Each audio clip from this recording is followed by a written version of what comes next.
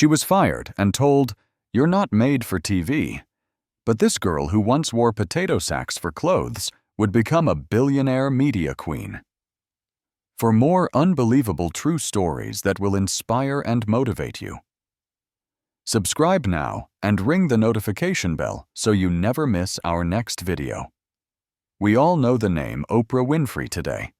We know her as a billionaire, a media queen, and one of the most powerful women in the world. But do you know her real story? The story of the pain, the suffering, and the many, many battles she had to fight to become the woman she is today. This is more than just a biography. This is a lesson in life. It is a lesson that will touch your soul, and I hope inspire you to never ever give up on your dreams. So please get comfortable and listen closely. Because this is not just a story. This is history in the making. Our story begins on January 29, 1954. On that day, a baby girl was born in a small, simple wooden house in a little town called Kosciuszko in Mississippi, USA. Her mother, Vernita Lee, was just a teenager who worked as a housemaid. Her father, Vernon Winfrey, was a soldier, and he was not there when his daughter was born. From the very first moment she came into this world, life was already against her. Her mother was very poor and had no education. She struggled just to feed herself, so she was not ready to raise a child. Imagine this for a moment. A newborn baby born into poverty, born into a world of struggle. A world where just surviving was a fight every single day. This was the world that Oprah was born into, because her mother was so young and had no money. Oprah was sent to live with her grandmother, Hattie May Lee. Her grandmother was a very strict woman, but she was also loving. She was poor, but she was a very hard worker. Oprah spent the first few years of her life in extreme poverty. She did not have any fancy toys to play with or beautiful new dresses to wear.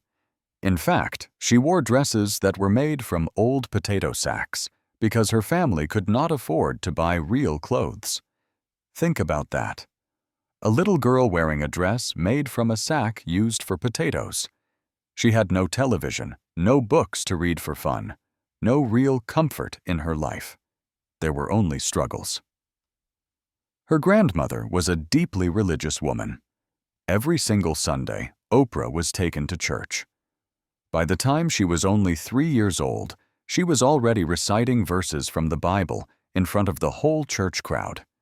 The people in the church were amazed.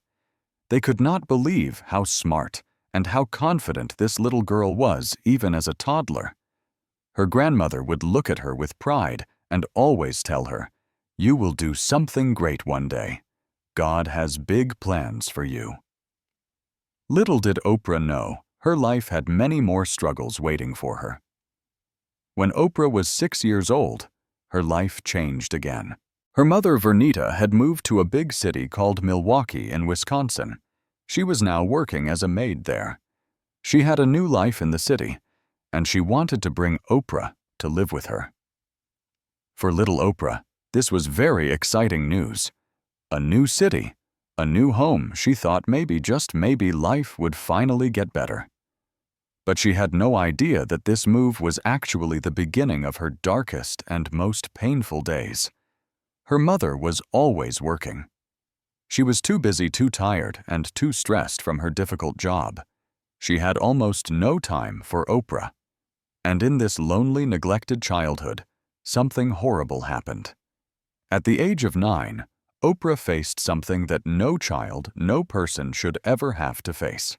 She was abused. She was hurt in the most terrible way. And it was not by a stranger, not by a monster in the dark. It was by her own cousin, a member of her family, someone she was supposed to be able to trust. And the pain did not stop there. After her cousin, she was abused again by her uncle, and then even by a close family friend. Can you imagine the pain of that little girl, only 9 years old, helpless, afraid, and completely alone? She tried to tell her family what was happening. She tried to ask for help, but no one believed her. Instead of helping her, they told her to be quiet. They told her to stay silent. She was trapped in a nightmare. And so, for the next few years, she lived in constant fear. She lived with a deep, secret pain. And then, when she was just 14 years old, she became pregnant. A child herself, now carrying a child. She had no idea what to do. She was so young, so scared. Her mother was ashamed of her. She did not want the world to find out. So Oprah ran away from home. She went to live with her father, Vernon Winfrey, in Nashville, Tennessee. Her father was a strict man, a man of rules. But he gave Oprah something she had never really had before. He gave her discipline. He gave her an education. He gave her a sense of purpose. But then tragedy struck again. A few weeks after giving birth, her baby died. It was a premature birth, and the tiny baby did not survive. The pain she carried, the scars she hid, the tears she cried alone in the dark. Oprah had lived through more trauma and sadness than most people could ever imagine. She had been abused, abandoned, shamed, and silenced. But she was still here. She had survived. And now it was time for her to rise. She was no longer that helpless little girl in Mississippi. She was no longer the frightened child hiding in her bedroom. This was the moment she decided. She said to herself, "I will not let my past define me. I will not let my pain control my future. I will rise, I will fight, and I will win." Oprah Winfrey was about to become something more. But first, she had to fight. She had to fight against poverty, against rejection, against self-doubt. She had to fight against racism and sexism. And she had to fight against the one thing that was holding her back the most, her own fears. Her father, Vernon, was strict and serious about education. He made rules for Oprah to follow. He gave her life structure. He expected her to be great. At first, Oprah hated it. She was not used to having someone watch over her so closely. She was not used to following a schedule every day. But over time, something began to change inside her. She started to see what her father saw in her. She started to see her own potential. For the very first time in her life, someone truly believed in her. For the first time, someone pushed her to be more than she was. Her father made sure she did her homework every single night. He gave her books to read, one after another. He taught her lessons about life, about responsibility, about self-respect, and most importantly, he taught her how to speak. She started entering public speaking competitions. At first, she was very nervous. Her voice would shake. Her hands would tremble. But then something amazing happened. When she spoke, people listened. Her words had power. Her voice had strength. And for the first time in her life, she felt like she mattered. That was the moment everything began to change. She wasn't just a girl from a poor town anymore. She wasn't just a victim. She was Oprah Winfrey, and she was about to change the world. One day, Oprah entered a big public speaking competition. She stood on a stage in front of hundreds of people. She took a deep breath, looked out at the crowd, and then she spoke. She spoke about her life. She spoke about her pain, her struggles, and her hope. She spoke about the importance of never ever giving up. When she finished her speech, the entire audience was silent for a moment. And then there was applause. It was loud and powerful. People stood up from their seats and clapped for her. They were not just clapping for her speech, they were clapping for her story. They were clapping for her strength. That day, she won the competition. And with it, she won something even more valuable, a full scholarship to Tennessee State University. A poor girl, a broken girl, a girl who came from nothing, now had a chance to have everything. She packed her bags, she left behind the pain of her past, and she stepped into a brand new world. At Tennessee State University, Oprah decided to study communication. She did not know exactly what she wanted to do with her life yet, but she knew one thing for sure: she loved to talk. She loved to connect with people. She loved to tell stories. And in college, she found her true calling: media. She started working at the university's radio station. Soon after that, she became a local newsreader. And then, when she was just 17 years old, she got an opportunity that would change her life forever. A local TV station, WTVF-TV, was looking for a new news anchor. In those days, they had never hired a black woman for that job before. But Oprah's voice was too powerful, too special to ignore. She went for the interview. She sat in the chair in front of the big camera. She read the news with a confidence and a grace that was amazing for someone so young. And when she finished, the director said just one thing: "You're hired." At 17 years old, Oprah Winfrey became the first black female news anchor in Nashville. She was young. She was new to the industry. She had no real experience, but she had talent.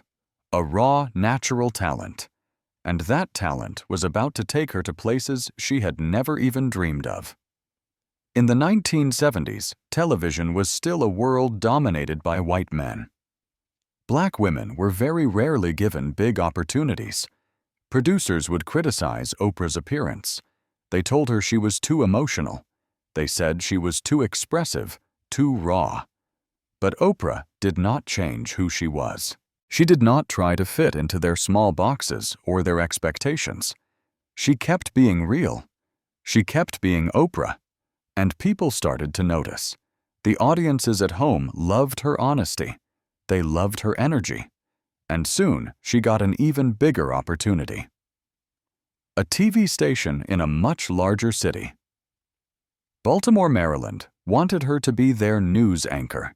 She had never lived outside of Tennessee before.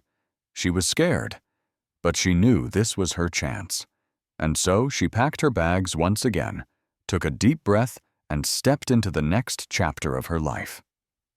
Baltimore was tough. It was a fast-paced, competitive city. The media industry there was cutthroat. Oprah tried her best to fit in, but the producers did not like her style. They wanted her to be cold, serious, and distant. But Oprah was warm, emotional, and full of life. She didn't just read the news, she felt the news. And for them, that was a problem. One day, the station fired her. They told her, "You're not made for TV." It was heartbreaking. She felt like her dream was over before it had even truly begun. But just when she thought she had lost everything, she got a new offer. A local station in Baltimore wanted her to host a morning talk show. It wasn't the serious news job she had wanted. It wasn't serious journalism. But it turned out to be something even better. It was a place where Oprah could finally be herself. It was a place where she could connect with people one-on-one. And that was the moment everything changed again. Oprah had been through poverty, abuse, rejection, and heartbreak. But through it all, she had also discovered her own strength. She had found her voice, and now the world was finally ready to listen. Her journey from a small-town girl in Mississippi to a rising TV star in Baltimore was just the beginning. She was about to change television forever. But first, she had to prove herself, and proving yourself in a world that doesn't believe in you, that takes everything you have. When Oprah started hosting the show People Are Talking in Baltimore, she was nervous. It was not a big national show. It was just a small local morning talk show. But for Oprah, it was a chance to be herself. Most TV hosts at that time were very formal and controlled. They kept a distance from their audience. But Oprah, she was different. She laughed loudly. She cried openly. She hugged strangers. She felt every single story she told right along with her guests, and that was something that America had never really seen before on television. The audiences fell in love with her. For the first time, people felt like they were not just watching TV. They were feeling it. They were connecting with the person on the screen. And Oprah's name started to become well known. She was becoming a household name in Baltimore. But just as she was getting comfortable, something unexpected happened. A phone call, an opportunity, a once-in-a-lifetime chance that would change everything. A TV producer from Chicago had been watching Oprah's success in Baltimore, and he had an offer for her. He asked, "How would you like to host your own show in Chicago?" Chicago was big. It was a major American city. And this wasn't just another small morning talk show. This was a show that could make Oprah a national star. But it was also a huge risk. If she failed in Baltimore, not many people would remember. But if she failed in Chicago in the national spotlight, her career would likely be over. For weeks, Oprah thought about it. She asked herself, "Am I ready for this? Do I really have what it takes?" And then she remembered everything she had been through. She remembered being abused, rejected, doubted, and fired. She had survived all of that. She could survive this. When Oprah arrived in Chicago, she was given a small, low-rated morning talk show called AM Chicago. It was losing badly in the ratings. No one believed it could succeed.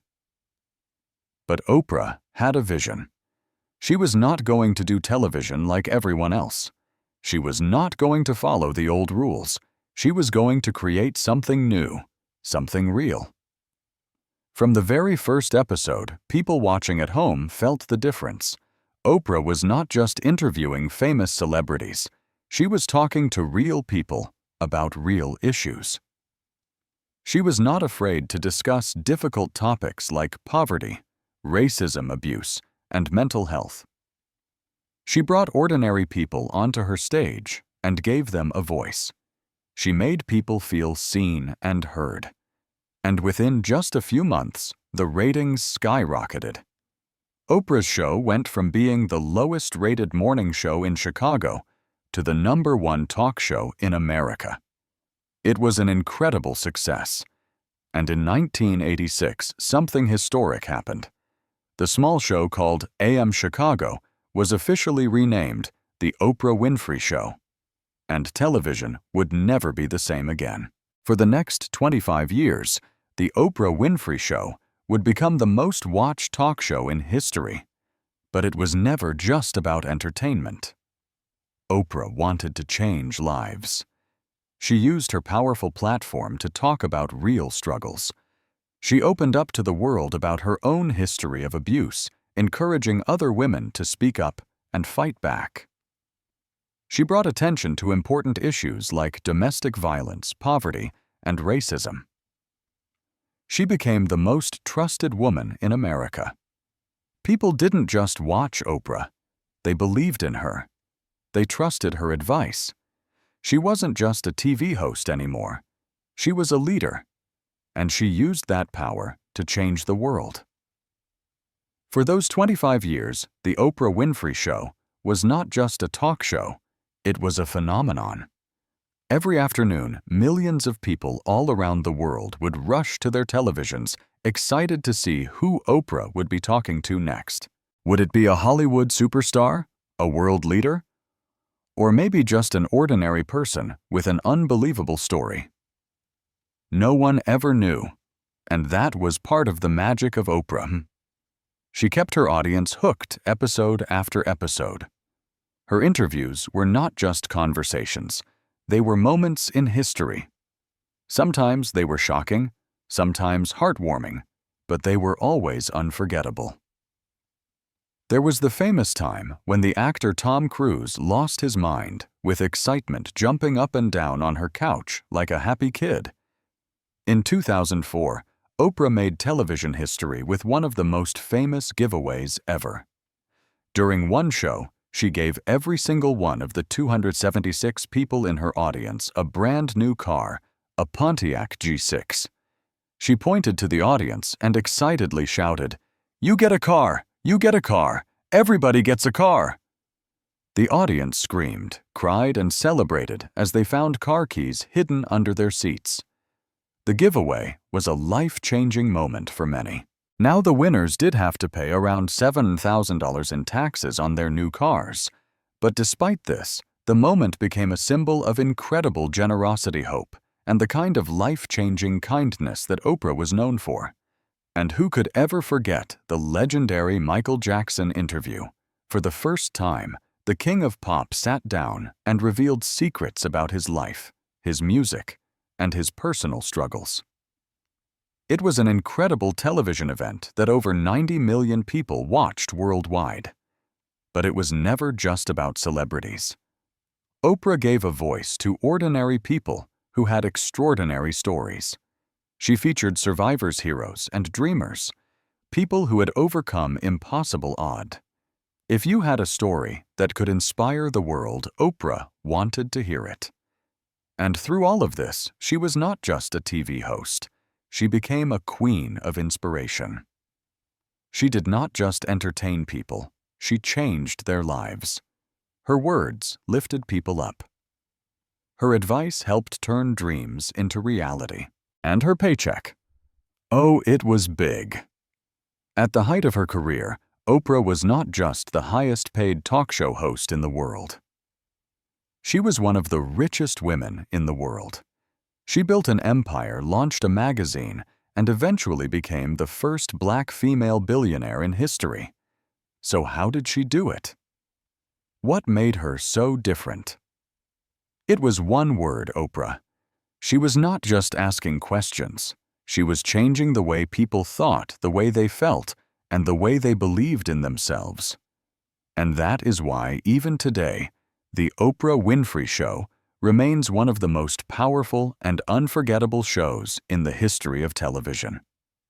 As Oprah became one of the richest women in the world, she never forgot where she came from. She remembered being that little girl in Mississippi who had nothing. And she decided that she was going to give back. She built schools for girls in Africa. She donated millions and millions of dollars to education, healthcare, and women's rights. She fought for justice. She created charities to help children who had suffered abuse just like she had. Because for Oprah, success was never just about fame and money. It was about helping other people rise too. Even with all her success, Oprah still had critics. Some people said she was too emotional. Others said she was too powerful or too rich. They tried to tear her down. But Oprah never let them stop her. She knew who she was. She knew what she stood for. And no matter what people said about her, she kept moving forward. For 25 years, the Oprah Winfrey Show was more than just a talk show. It was a movement. Oprah had interviewed thousands of people. She had given away millions of dollars in scholarships, homes, and life-changing gifts. She had helped survivors find their voices and strangers find hope. But in 2011, Oprah made an announcement that shocked the world. She was ending the Oprah Winfrey Show. After 25 years of changing lives, she was walking away. People could not believe it. Why would you leave when you are at the very top? Why would you end something so successful? But for Oprah, the answer was simple. She said, "I have done everything I can with this show. Now it's time to do more." And so, on May 25, 2011, after 561 episodes, Oprah stood on her stage for the last time.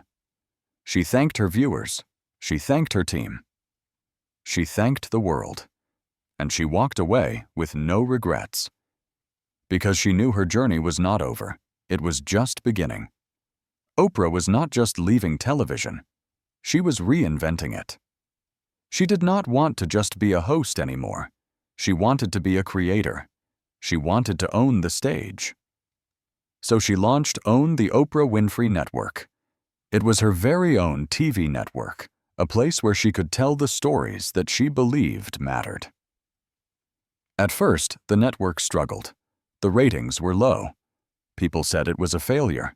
They whispered that Oprah had made a big mistake, that she should have just stayed on her popular TV show. But Oprah did not listen to the doubters. She worked harder. She believed in her vision. And within a few years, ONN became one of the most successful cable networks in history. Because that is what Oprah does. She does not fail. She rises. Oprah Winfrey became the richest black woman in the world with a net worth of over $2.8 billion. But her true wealth was not in the money. It was in the lives she changed. She became a media mogul, owning TV networks, magazines, and production companies. She became a best-selling author, writing books that inspired millions. She became a global influencer, even helping to elect the first black U.S. president, Barack Obama. And she became a great humanitarian, donating hundreds of millions of dollars to education, women's rights, and poverty relief. She did not just become successful. She became a force of nature, a living legend, a symbol of what is possible. If there was one thing Oprah believed in more than anything, it was education. Because education had saved her. It had given her an escape from a life of poverty. So she made it her mission to help others get that same chance. She opened the Oprah Winfrey Leadership Academy for Girls in South Africa. She personally selected the students. She visited them and she mentored them, because she knew that one educated girl can change an entire generation. And that was Oprah's real legacy. Even with all her success, Oprah never had an easy path. She was a black woman in an industry that was controlled by white men. She was told she was not pretty enough. She was mocked for her weight. She was criticized for being too emotional.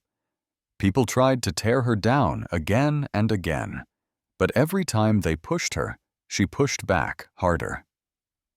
Because Oprah did not let racism, sexism, or criticism stop her. She used them as fuel. She used them as motivation. She took every insult, every doubt, and every rejection, and she turned them into power. Today, Oprah owns some of the most luxurious and beautiful homes in the world. Each one is a reflection of her incredible success. Her main home is the Promised Land Mansion in Montecito, California. It is worth over $100 million. It has 6 bedrooms, 14 bathrooms, 2 theaters, a huge library, and a beautiful rose garden. Oprah calls it the Promised Land, because when she was a little girl, she used to dream about having a big house with beautiful gardens. Now that dream is real. She also has a massive estate in Maui, Hawaii, worth over $200 million. It is a place where she finds peace.